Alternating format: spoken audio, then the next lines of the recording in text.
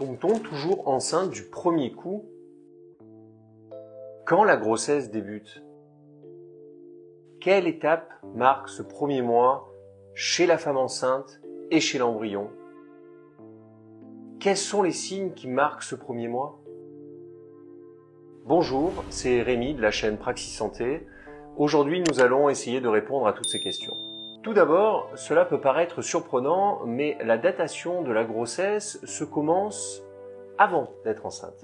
En semaine 1, pour vous ou votre proche prochainement enceinte, le premier jour correspond au premier jour des règles, si bien évidemment il y a conception sur le mois qui suit. Les jours qui suivent les règles, on a un des deux ovaires qui prépare la maturation d'un ovocyte pour aboutir à l'ovulation.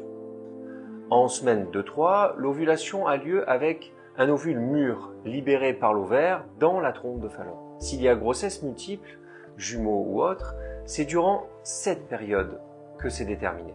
Concernant la paroi interne de l'utérus que l'on appelle endomètre, celle-ci s'épaissit en vue de préparer la possible grossesse. Quant à la glaire cervicale qui est située au niveau du col de l'utérus, durant cette ovulation, il y a également une légère augmentation de la température du corps qui peut être mesurée par un thermomètre, température qu'on pourrait prendre tous les matins. De plus, certaines personnes perçoivent l'ovulation par une sensation dans le bas du ventre, plutôt latéralisée d'ailleurs, pouvant aller jusqu'à la douleur que l'on appelle un syndrome intermenstruel ou ovulatoire. Ce sont d'ailleurs ces variations physiques, c'est-à-dire les variations de la glaire, de la température, des sensations corporelles et autres, sur lesquelles s'appuie la méthode des indices combinés, qui permettrait de déterminer la période fertile.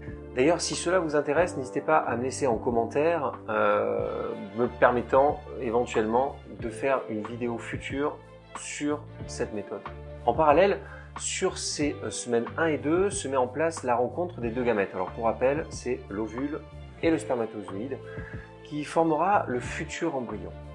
S'il y a donc coït hétérosexuel ou insémination artificielle durant cette période dite fertile, les spermatozoïdes nageront jusqu'à la trompe de Fallope pour rencontrer l'ovule, qui, pour information, reste fertile jusqu'à environ 24 heures après l'ovulation. De là, la fécondation peut avoir lieu. En semaine 3, si donc la fécondation se produit, l'ovule fécondé, appelé à présent cellule œuf, commence ses divisions cellulaires au fur et à mesure qu'il progresse dans la trompe de Fallope jusqu'à l'utérus. La cellule œuf devient ce qu'on appelle une morula en forme de mûre, puis un blastocyte qui est formé de 100 à 150 cellules, qui sera accueilli dans l'utérus sur l'endomètre épaissi. En parallèle, l'hormone HCG va être sécrétée et arrêter les règles et donc les cycles menstruels pour maintenir la grossesse. En semaine 4, la nidation a lieu, c'est-à-dire que l'embryon s'implante dans l'endomètre. Petite remarque sur cette étape, elle peut créer des légères pertes vaginales rosâtres appelées saignements d'implantation. Donc pas de stress si cela se produit, mais bien évidemment, n'hésitez pas à vous rapprocher de la personne soignante qui vous accompagne pour confirmer cela et surtout vous rassurer. Revenons donc à l'embryon qui mesure à présent 1 mm. Il est principalement composé de 2 couches cellulaires qui vont très vite se diviser. Il y a un sac jaune qui nourrira l'embryon jusqu'à ce que le placenta fonctionne et il y a la présence d'une cavité amniotique qui deviendra le sac amniotique. Chez la personne enceinte, durant cette semaine 4, la glaire cervicale de l'utérus se coagule au niveau du col pour former le bouchon muqueux qui assure l'étanchéité tout le long de la grossesse, protégeant ainsi d'infections ascendantes, donc d'infections qui pourraient venir du vagin. La taille de l'utérus est équivalente à la taille d'une poire et le diaphragme monte et s'étale et les poumons s'y adaptent. Je vous laisse regarder ici une vidéo qui en parle plus précisément. Concernant les signes, généralement, il n'y en a pas durant cette période, en tous les cas de manière caractéristique, hormis bien évidemment l'absence de règles. Toutefois, certaines personnes ressentent de manière précoce certains signes que l'on retrouve plutôt à partir du 2e mois, du type malaise général, uriner plus souvent, des nausées.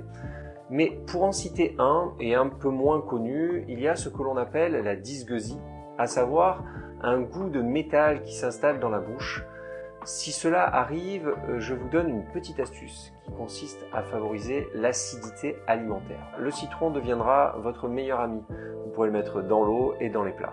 Pour les autres symptômes précoces, je vous invite à voir dans la vidéo du mois 2.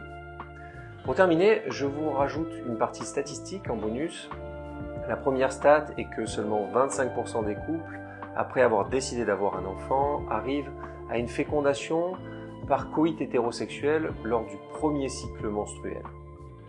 La seconde statistique est que un peu plus d'1% des grossesses représentent des grossesses multiples. Enfin, la troisième stat est que l'on estime qu'environ 50% des grossesses seraient avortées spontanément avant le 1er mois. Cela montre bien que tomber enceinte est loin d'être automatique et pas garanti d'être viable en attendant cette date fatidique du 4e mois. Donc c'est souvent pour cela que prudence et espoir vont souvent rythmer ces débuts. Mais si malheureusement vous traversez cette épreuve, rassurez-vous avec ces statistiques qui montrent bien que la physiologie n'est pas synonyme de spontanéité et de facilité. Mais gardez courage. Merci de m'avoir écouté, n'hésitez pas à vous abonner, à partager, à liker et à commenter si vous le désirez. Et je vous dis à bientôt.